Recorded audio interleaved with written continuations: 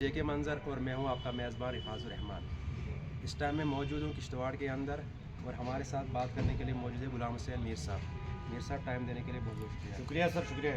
जैसे कि हम देखते हैं आप जी ग्राउंड लेवल पे काम करते हो, हमेशा हमने आपको देखा है सोशल मीडिया के तो हमने हर जगह आपको देखा है जी। आज आपने हमें बुलाया है, क्या कहना चाहेंगे आज के बारे में? आप किसके लिए आपने आज बाइक हमसे मांगी?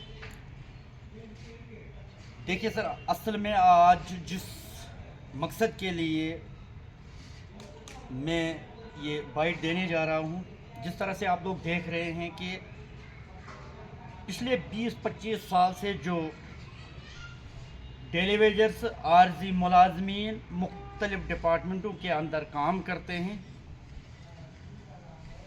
वो पिछले 20-25 साल से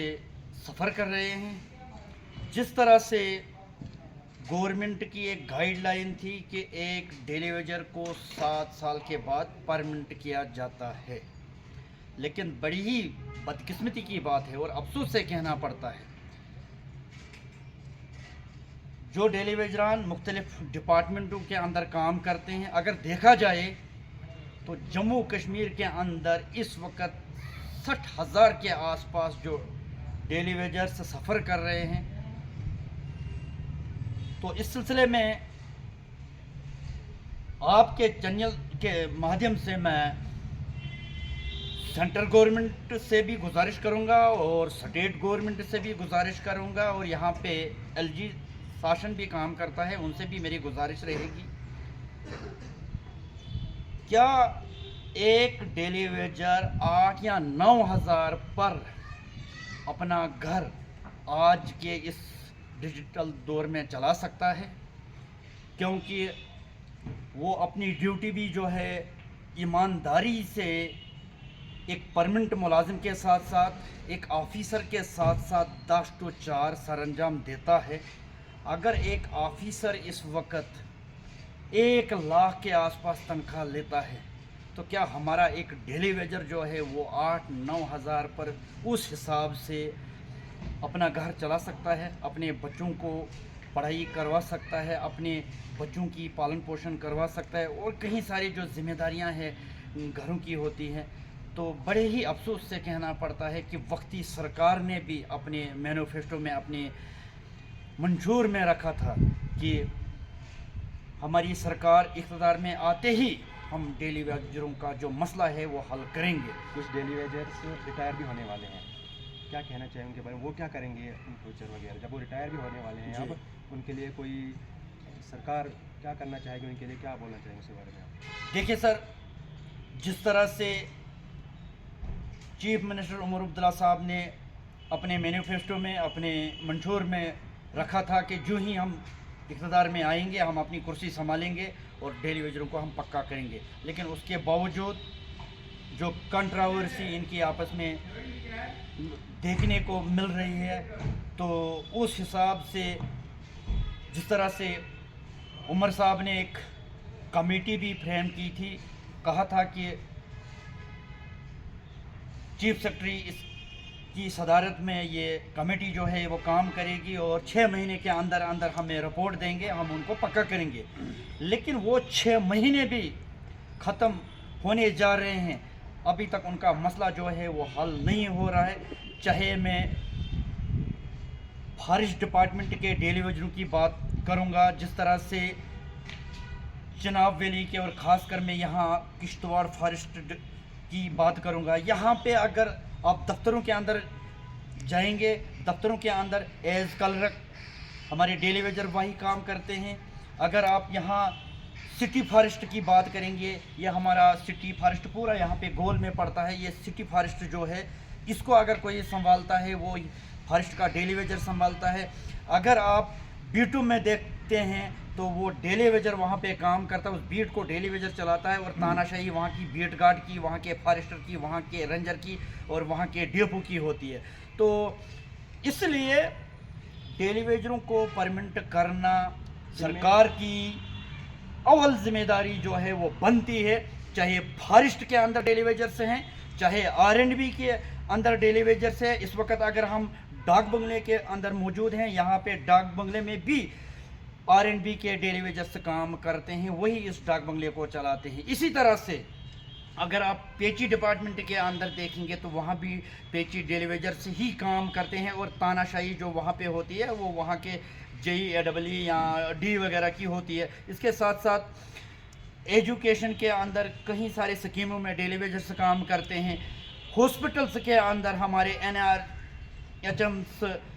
स्कीम के अंदर जो हमारे डेली वेजर से काम करते हैं। कल ही मुझे मड़वा वार्ड 1 से कई सारे अपने डेली वेजर्स भाइयों ने फ़ोन किए, चाहे वो फॉरेस्ट डिपार्टमेंट के थे, चाहे वो हॉस्पिटल डिपार्टमेंट के हैं। तो अफसोस से कहना पड़ता है, इसी तरह से कई सारे डिपार्टमेंटों के अंदर जो 60,000 के आसपास जम्मू कश्मीर के अंदर हमारे जो डेली वेजर्स पिछले 20, 25, 30 साल से सफ़र कर रहे हैं। तो मैं सेंट्रल गवर्नमेंट और स्टेट गवर्नमेंट और LG शासन से गुजारिश करता हूँ कि सबसे अव्वल काम जो है वो आपका डेली वेजरों को पक्का करना है। इस पे खासकर यहाँ पे जम्मू कश्मीर के अंदर हमारे LG साहब को और चीफ मिनिस्टर उमर अब्दुल्ला साहब को विद इन टाइम एक डिसीजन लेना चाहिए और उन डेली वेजरों को पक्का किया जाना चाहिए। एक सवाल और है, इसमें SPOs भी आते हैं, वो दिन रात मेहनत करते हैं, लेकिन उनके लिए अभी तक कोई पॉलिसी फ्रेम नहीं किया गवर्नमेंट। देखिए सर, उसमें भी बड़ी सियासत खेली जा रही है। रोज़ाना कोई न कोई जो इस वक्त हमारे रूलिंग पार्टीज़ के कुछ MLAs हैं, अपोजिशन लीडर्स हैं, वो दिल्ली जाते हैं, बोलते हैं हमने जी वहाँ पे SPOs की बात की है, वो 18 से डबल 36 और 36 से 50,000 भी लेंगे, उनका मसला हल हो गया। उसके साथ साथ VDGs हैं, जो विलेज डिफरेंट गार्ड्स हैं, वो भी काम करते हैं। लेकिन अभी तक सिर्फ बयानबाजी ही हमें नज़र आती है, लेकिन ग्राउंड लेवल पर अभी तक SPOs का भी मसला जो है हल नहीं हुआ है। क्योंकि आपका बड़ा अच्छा सवाल रहा है। मुझे लगता है पुलिस डिपार्टमेंट के अंदर जितने भी हमें, खासकर मैं डिस्ट्रिक्ट किश्तवाड़ की बात करूंगा, अगर डिस्ट्रिक्ट किश्तवाड़ के आसपास में जो इर्द गिर्द में हमारी पुलिस चौकियां काम करते हैं, अगर आप देखते हो तो गांव के सबसे ज़्यादा जो हमारे SPOs लड़के होते हैं उन चौकियों पे काम करते हैं। जो हमारे फार फलंग एरियाज़ में पुलिस पोस्ट्स हैं वहाँ पे भी आपको ज़्यादातर जो है वो SPOs ही मिलेंगे। तो SPOs का मसला, VDG का मसला हल होना चाहिए। और ये ले दे के जो बात आती है, ये डेली वेजर्स, आर्जी मुलाजमीन, SPOs, VDG गार्ड्स या अन्य कई सारे डिपार्टमेंटों के अंदर जो आशा वर्कर्स वगैरह हैं, और भी कई सारे हमारे जो आर्जी मुलाजमीन हैं। तो आज हमारा जो मकसद था खास, वो आर्जी मुलाजमीन पर बात करना था। मैं बार बार सेंट्रल गवर्नमेंट, स्टेट गवर्नमेंट से गुजारिश करूंगा कि आर्जी मुलाजमीन की जो मुस्तकिली है वो जल्द से जल्द उसकी पॉलिसी बनाई जाए, उनको परमिट किया जाए, उनको मुस्तकिल किया जाए, ताकि वो भी अपने बच्चों की पालन पोषण कर सकेंगे, अपने बच्चों को पढ़ा सकते हैं, अपने बच्चों की जो उनकी एक अपना जो मतलब पढ़ाई है, उनकी जो कहीं उनको ट्रेनिंग वगैरह है, कहीं उनका घर का जो पालन पोषण है, उनका भी एक अच्छा ख्वाब होता है कि हम भी इस वक्त जो हमारा हिंदुस्तान जो है, हमारा भारत जो है, यहाँ पे डेमोक्रेसी है, मतलब जमहूरियत के अंदर हैं, तो हर एक चाहता है कि मैं भी अपनी ज़िंदगी जो है वो खुशनवी से, आज़ादी से जी सकूं। लेकिन एक डेली वेजर का बच्चा 8-9 हज़ार पर कहाँ से पढ़ाई अच्छी तरह से कर सकता, कहाँ वो ट्रेनिंग पे जा सकता है, कहाँ वो भी मुकाबला कर सकता है। तो इसलिए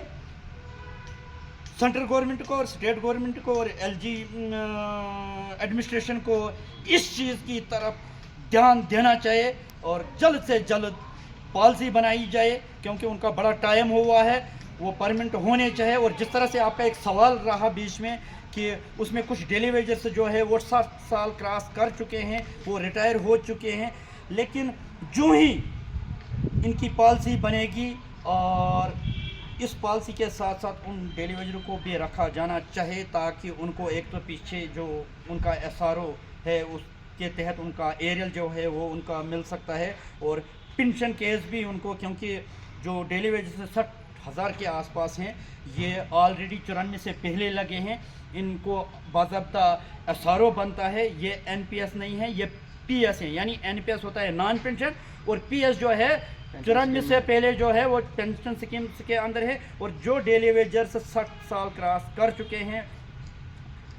اور اگر وہ ریٹائر بھی ہو گئے ہیں، جس وقت بھی ڈیلی ویجر سے پرمنٹ ہوں گے تو میری خاص کر یہاں پہ LG ایڈمنسٹریشن اور یہاں